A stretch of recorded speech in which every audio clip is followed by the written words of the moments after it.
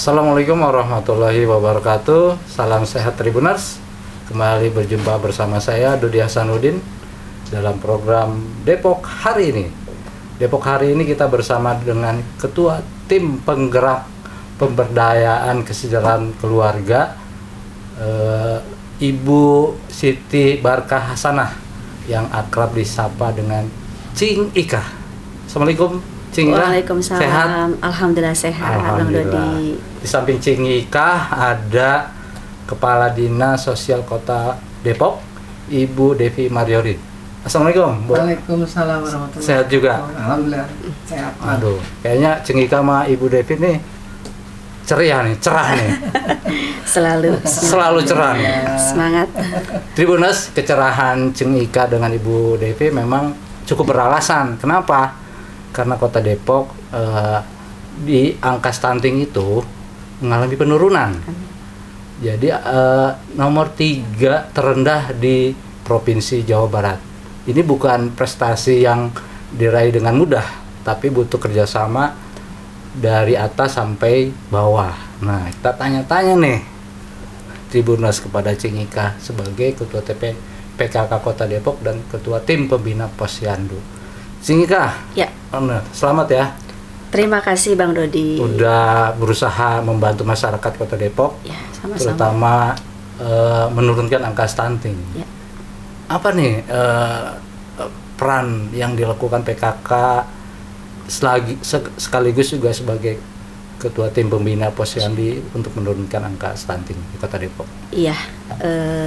Terima kasih Bang Dodi.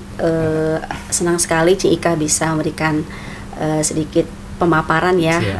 Seperti apa sih Depok dengan peran-peran strategisnya, dengan peran pemerintah, PKK dan Posyandu untuk bisa menurunkan angka stunting.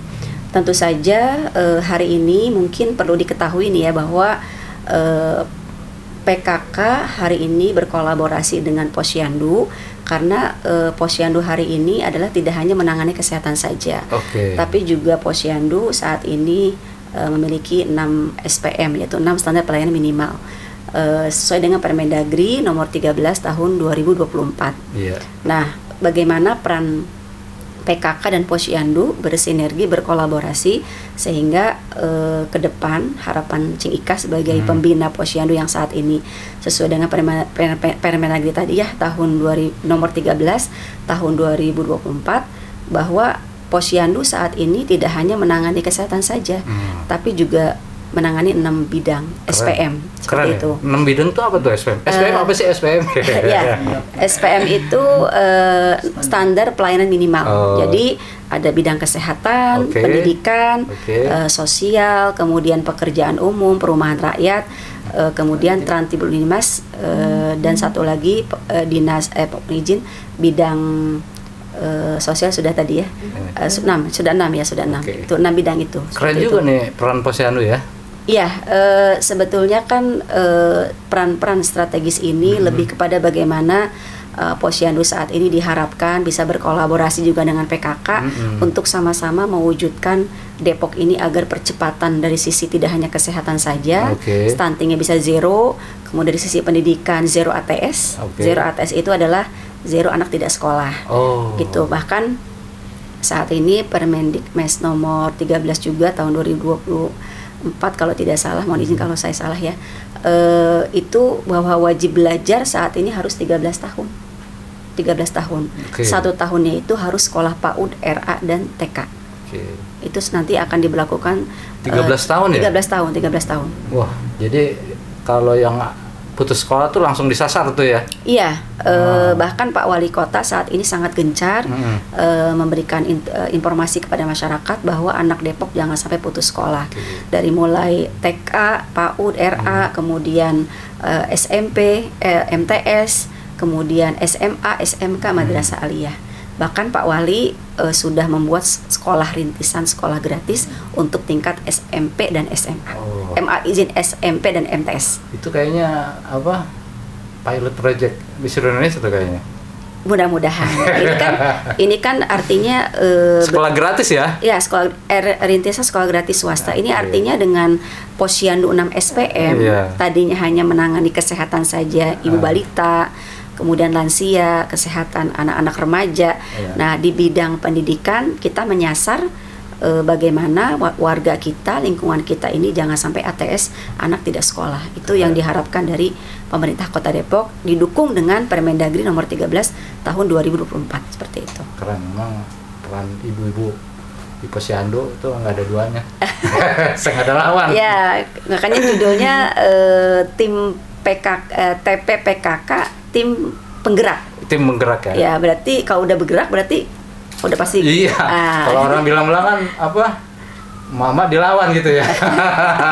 Ya, kalau ibu udah bergerak, mudah-mudahan sih kita bisa membantu lah pemerintah dalam mewujudkan visi Kota Depok, khususnya bersama Depok Maju. Itu harapan kita. Siap.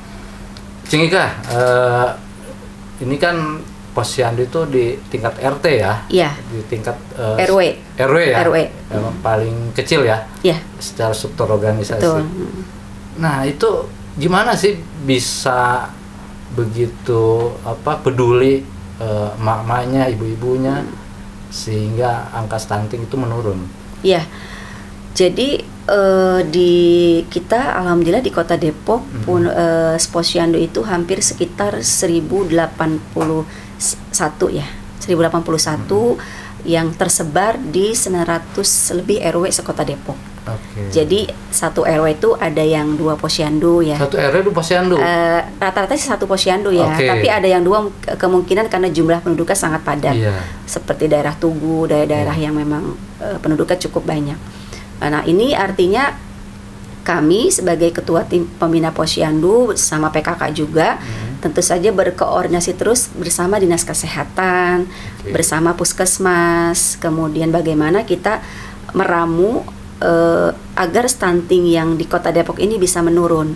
Gitu ya. Nah, strategi-strategi itu saya lihat dari sisi Dinas Kesehatan, mereka melalui Puskesmas. Nah, Puskesmas ini mereka punya program PMT, pemberian makanan tambahan yang digerakkan oleh Puskesmas, dibantu oleh kader-kader PKK dan kader-kader Posyandu yang turun mengantarkan makanan ke anak-anak stunting. Seperti itu. Door to door tuh ya? Door to door gitu. Dan itu disupport dari pemerintah Kota Depok. Dan dari sisi regulasi nasional juga disupport dari Pak Prabowo nih, Presiden Republik Indonesia, dengan program MBG. Nah, Pak Prabowo bahwa MBG ini tidak hanya diberikan kepada anak sekolah baik TK, SD, SMP, SMK, tapi juga MBG ini juga diberikan untuk anak balita stunting, kemudian anak ibu hamil menyusui. Nah, inilah bagian dari upaya pemerintah nasional bagaimana harapannya Indonesia Emas itu diharapkan. Nah, dari sisi PKK-nya, saya selaku ketua PKK, ini terus terang saya harus jelaskan juga, saya mencoba membuat sebuah program untuk keluarga stunting, bagaimana mereka dari hulu ke hilir. Dari hulu ke hilir. Jadi kami berikan nama Sekolah Agribisnis. Keren. Iya.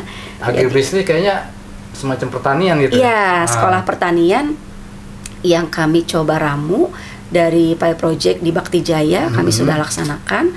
Jadi kami mengumpulkan beberapa anak stunting ditambah dengan kader-kader PKK sekitar 20 peserta waktu itu kami lakukan.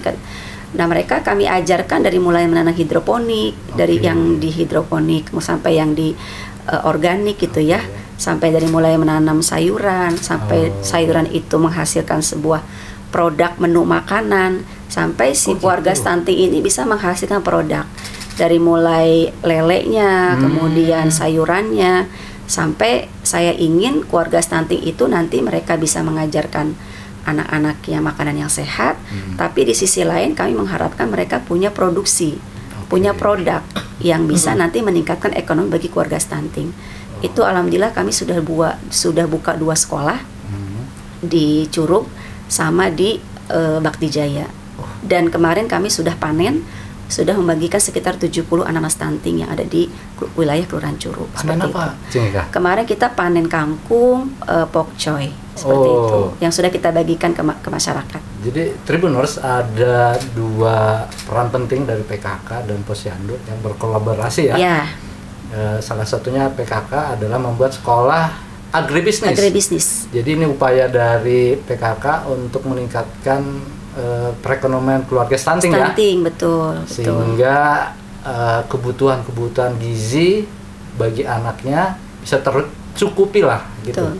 Betul ya? Betul. Oh, keren jadi, juga dong gue. Jadi istilahnya tuh ini udah keren banget gitu ya, dari sisi pemerintah, puskesmas juga turun gitu ya.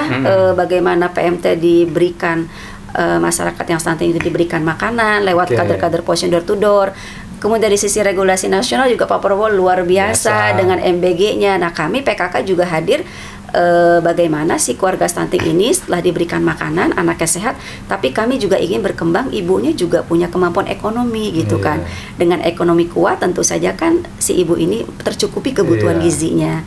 Artinya nggak perlu lagi harus beli kangkung, beli bayam, ikan, lele. Nah, dengan nanti sekolah ini, Cik Ika mengharapkan mereka itu bisa metik di rumahnya langsung, di pekarangannya. Ikan juga mereka bisa belajar budidaya lele gitu kan, dari hal yang kecil, sehingga harapan Cik Ika, kampung secara agraris ini betul-betul bisa dirasakan oleh keluarga stunting. Siap, keren. Sebelum ke Ibu Devi, saya mau nanya lagi nih, ada 2 sekolah, berarti ke depan akan ditambah lagi dong? Insya Allah ini sudah sukses, dan nanti tahun 2026 kami setiap tahun akan nambah. Targetnya 1 tahun 2 sekolah. 1 tahun 2 sekolah. Tapi sebetulnya nih dari masing-masing kelurahan udah pengen banget gitu ya. Nah, ini penyuluh pertanian. Nah, kebetulan saya jelaskan juga, kami bekerja sama dengan para penyuluh pertanian, penyuluh perikanan yang dibawa di KP3. Jadi penyuluh pertanian sejak adanya sekolah agribisnis jadi kewalahan, karena banyak sekali warga Depok yang pengen belajar pertanian. Saya juga pengen nih. Jadi seru gitu ya. Jadi penyuluh pertanian saat ini sedang digandrungi oleh emak-emak nih. Waduh. Hati-hati nih buat penyuluh pertanian nih. Ya, sejak ada sekolah ini ternyata masyarakat sangat baru tahu ternyata bertanam itu ada ilmunya, kemudian hasilnya bisa dipanen, kemudian bisa diproduksi membuat sebuah produk. Dan ternyata saya juga izin yang agak sedikit ini ya. Saya juga ketua Dekranasda. Jadi produknya itu nanti akan Cik Ika larikan ke Dekranasda Kota Depok. Yang seperti dilihat di dos-dos ada di halaman Pemda Kota juga ada seperti itu. Jadi Tribuners Cik Ika ini juga ketua Dekranasda Kota Depok. Jadi hasil karya dari keluarga stunting nanti dipamerkan di kita sudah punya 8 titik sudah kita buka di yang pertama di Pemda ada 2, kemudian di Bank BJB ada 1, PDAM, kemudian di RSUD Sawangan dan RSUD Tapos. Kemudian kita juga nanti akan buka di hotel-hotel pojok-pojok. Artinya ini peluang usaha buat mereka untuk bergerak, dan Cika sebagai Ibu Wali Kota untuk mendorong bagaimana usaha mereka setelah tercapai sukses bisa dibeli oleh masyarakat. Seperti itu. Jadi kayaknya baru di Kota Depok deh. Iya. Jadi Tribuners itu upaya yang dilakukan PKK Kota Depok dan Posyandu dalam menekan angka stunting di Kota Depok. Tadi bisa dijelaskan. Jadi banyak dari hulu sampai hilir. Nah, pertanyaannya, ini emak-emak nih nating tulus nih sebagai ibu-ibu PKK dan ibu-ibu posyandu, ini gimana nih nanti, apakah diberikan penghargaan gitu? Atau gimana? Alhamdulillah, PKK ini kan sebetulnya sama posyandu hampir sama ya, pekerja sosial, pekerja yang memang mereka dari hati karena keresahan keresahan dia sebagai warga melihat ada stunting, kemudian ada hal yang harus mereka lakukan, sebetulnya ya tadi makanya penggerak. Penggerak itu ya dari hati gitu ya. Tapi alhamdulillah nih mungkin saya perlu paparkan juga, Pak Wali Kota sangat mengapresiasi hasil-hasil kerja para kader-kader Posyandu dan PKK. Insya Allah tahun 2026 Pak Wali akan mengalokasikan anggaran untuk bantuan kader-kader PKK dan Posyandu akan diberikan BPJS Ketenagakerjaan. Sebagai bukti nyata bahwa mereka nih serius menangani masalah stunting. Kebayang ya Bang Dodi, mereka harus nenteng-nenteng makanan. Takutnya nanti Pak Wali mereka jatuh gitu kan. Siapa yang bertanggung jawab?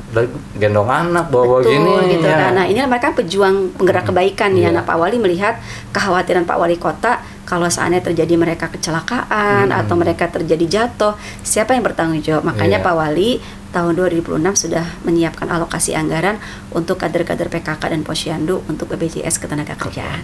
Baru di Depok nih kayaknya nih. Amin, amin. Depok memang etalasenya Jakarta nih. Angkanya Depok selalu lebih unggul. Amin. Nah, sekarang ke Ibu Devi nih. Punten nih, Cing. Maaf nih, Cing Ika.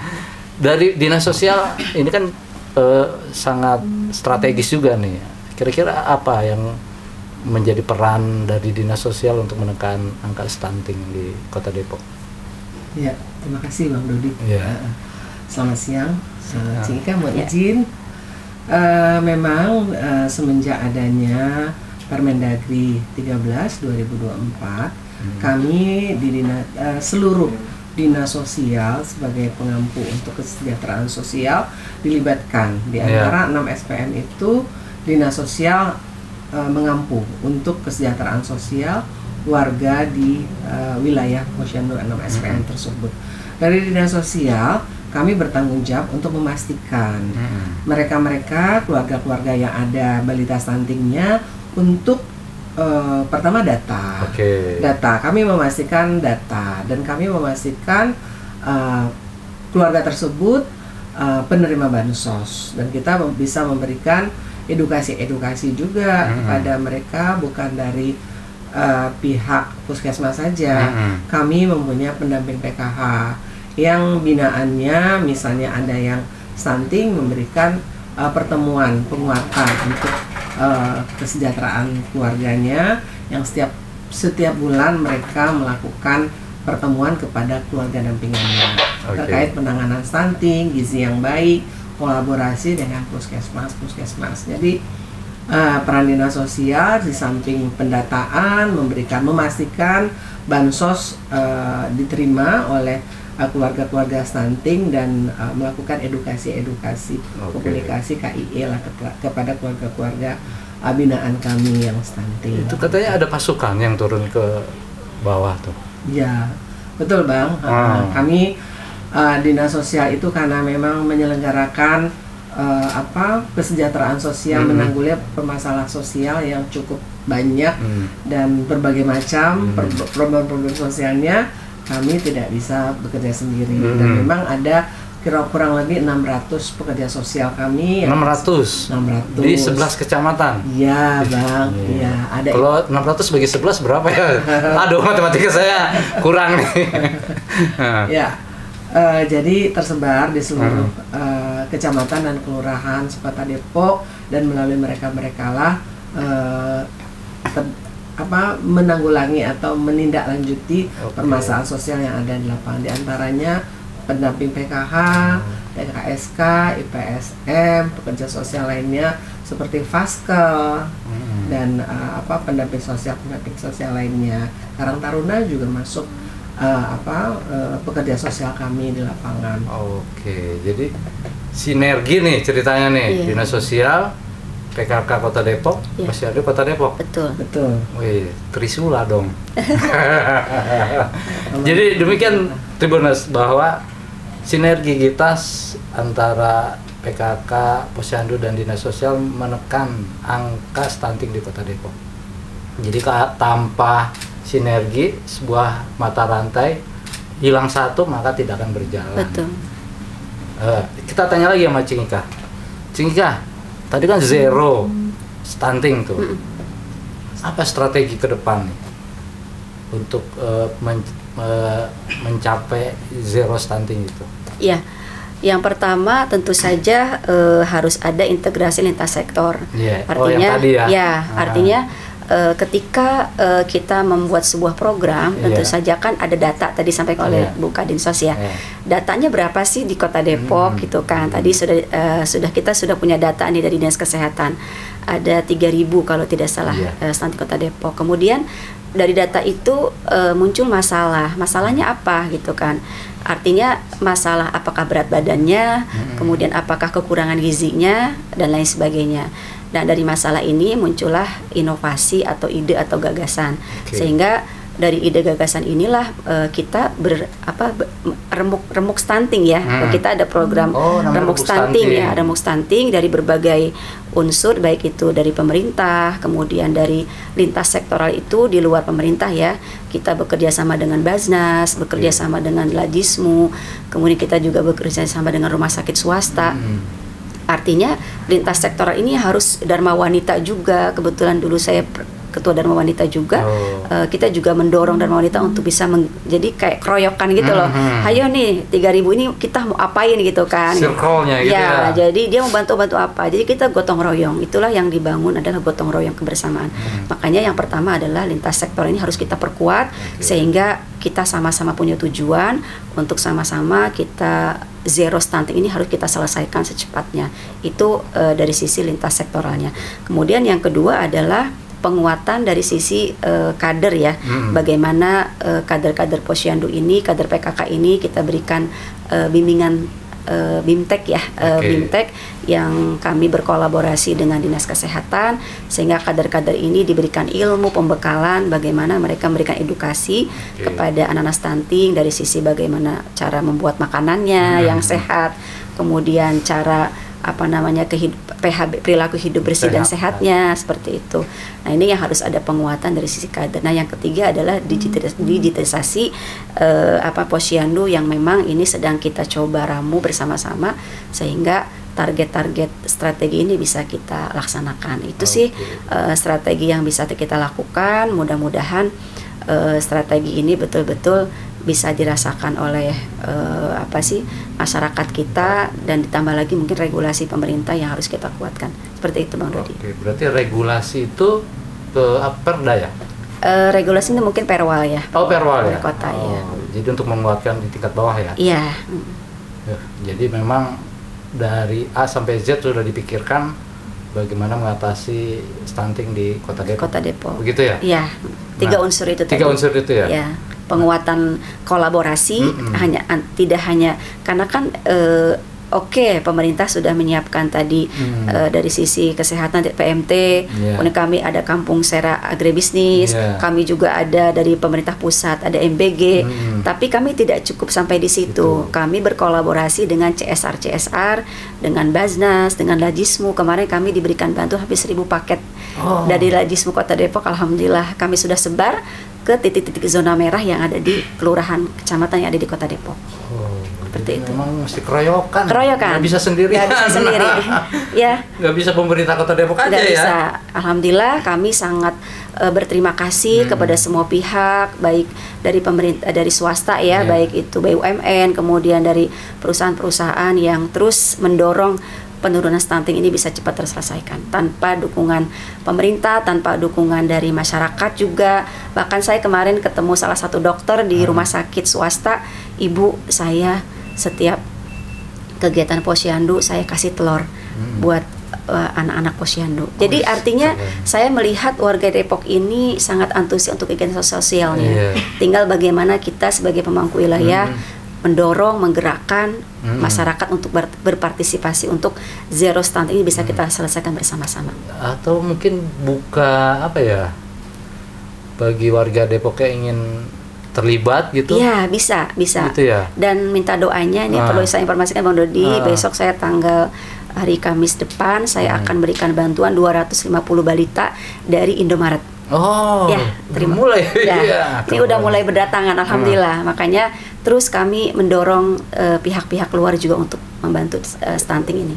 Tribuners, jadi ternyata warga Depok juga terenyuh ya, mata hatinya terbuka, sehingga turut serta membantu masyarakat lainnya yang tidak mampu untuk mengurangi angka stunting gitu ya. Betul.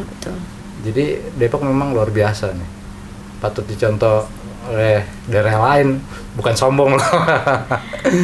Tribuners, demikian bincang-bincang kita bersama Cing Ika dan Ibu Devi Mariori dalam program Depok Hari dengan tema penurunan angka stunting di Kota Depok.